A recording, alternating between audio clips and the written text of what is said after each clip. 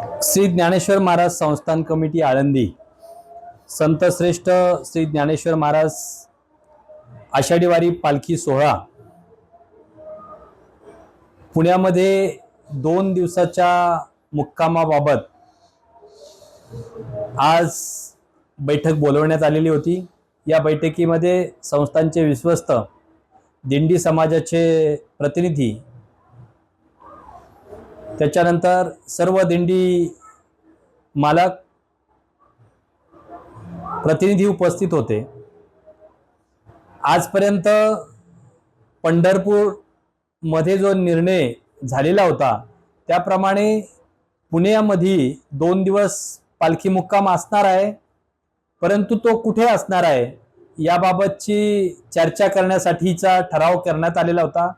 त्याप्रमाणे आजपर्यंत आम्ही प्रत्येक ठिकाणी चर्चा केली, कुठे कुठे कोणाकोणाला कशा प्रकारे आम्ही भेटलो, कशा प्रकारे सूचना केल्या, त्याची सविस्तर चर्चा त्या बैठकीमध्ये सादर करण्यात आली। त्यानंतर पुण्यातील 2 दिवसाच्या मुक्कामाबाबत सर्वांचं मत बनलं की आपण यावर्षी भवानीपेठ येथेच मुक्काम करावा। माननीय जिल्हाधिकारी पुणे यांनी तसं लेखी पत्र आम्हाला दिलं। त्या ठिकाणी पुणे महानगरपालिका आत्ताची जी मंदिराची जागा आहे त्याच्या डाव्या बाजूला एक मिळकत आणि उजव्या बाजूच्या 2 मिळकती असं जवळजवळ 8000 स्क्वेअर फीटचं जागा ते आम्हाला उपलब्ध करून देणार आहेत। एवढंच नव्हे तर त्या जागेवर जे काही बांधकाम आहे ते बांधकाम डिमॉलिश करून त्या ठिकाणी ती जागा मोकळी करण्यात येणार आहे। अशा प्रकारचं लेखी आश्वासन आम्हाला जिल्हाधिकारी साहेबांनी दिलेलं आहे। त्याचप्रमाणे सदर मंदिरासमोरची जी जागा आहे ती रस्त्याचं रुंदीकरण, अतिक्रमण जे आहे ते देखील त्यांनी काढलेलं आहे। त्याचप्रमाणे पालखी मार्गावरील जे काही अतिक्रमण आहेत ती देखील काढण्यात येतील अशा प्रकारचं आश्वासन पुणे महानगरपालिकेनं आम्हाला दिलेलं आहे।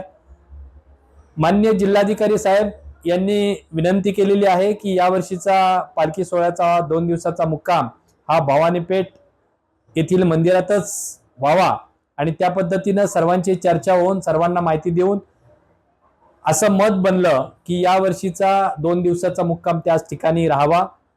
त्यानंतर श्री ज्ञानेश्वर महाराज संस्थान कमिटीच्या विश्वस्त मंडळाची सभा घेण्यात आली आणि जे काही त्या ठिकाणी ठराव केलेला आहे त्याच्यावर चर्चा झाली आणि या वर्षीचा पालखी सोहळ्याचा जो काही 2 दिवसाचा पुणे येथील मुक्काम आहे तो भवानीपेठ येथेच कायम करण्यात आलेला आहे।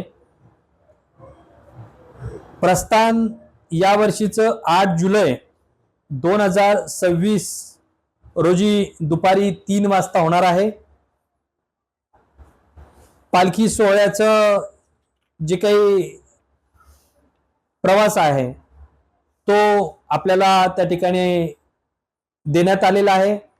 पालखी 8 जुलैला प्रस्थान होऊन रात्रीचा मुक्काम गांधीवाड्यामध्ये दर्शन मंडप इमारत आळंदी देवस्थान येथेच होईल। 9 जुलै आणि 10 जुलै रोजी पालखी ही भवानीपेठ येथे मुक्कामाला असेल। 11 जुलैला सासवड, 12 जुलैला सासवड, 13 जुलैला जेजुरी, 14 जुलैला वाल्हे, 15 जुलैला लोणंद, 16 जुलैला तरडगाव।